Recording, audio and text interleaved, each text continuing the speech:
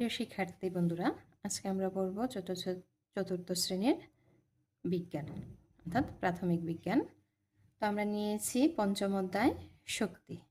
তো শক্তি অধ্যায় থেকে আমরা দুইটি সংক্ষিপ্ত উত্তর প্রশ্ন শিখব। দেখো, প্রথম প্রশ্নটা হচ্ছে রাসায়নিক শক্তি কি? রাসায়নিক শক্তি হচ্ছে এমন একটা শক্তি যেটা আমরা খাবার থেকে পাই, অর্থাৎ খাবারে জমা থাকে। আমরা যে খাদ্য থেকে শক্তি পাই সেই খাদ্যের মধ্যেই রাসায়নিক শক্তি জমা থাকে। তো দেখো, আমরা লিখতে পারি যে আমরা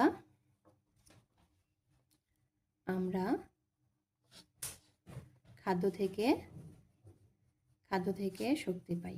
আমরা কোথা থেকে শক্তি পাই? আমরা খাদ্য থেকে শক্তি পাই। আর খাদ্যের মধ্যে যে শক্তি জমা থাকে সেটাই রাসায়নিক শক্তি। তাহলে আমরা লিখতে পারি খাদ্যে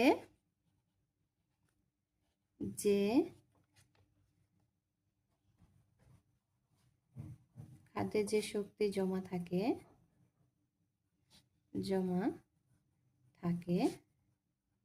তাই রাসায়নিক শক্তি।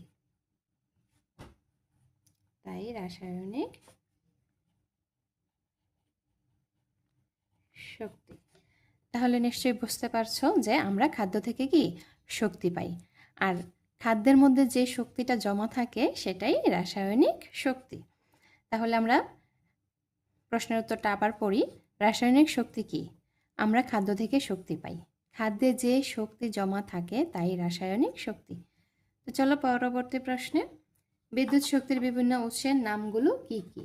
তাহলে আমরা লিখতে পারি বিদ্যুৎ শক্তির বিভিন্ন উৎসের নামগুলো, অর্থাৎ বিদ্যুৎ শক্তিটা আমরা কোন কোন উৎস থেকে পাই। তাহলে আমরা লিখতে পারি বিদ্যুৎ শক্তির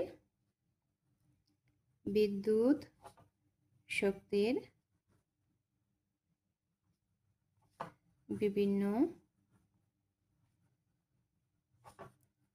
উৎসের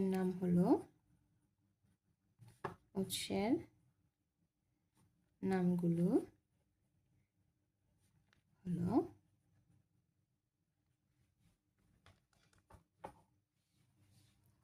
এক, বাঁধ। কি থেকে পাই? বাঁধ থেকে আমরা বিদ্যুৎ পাই।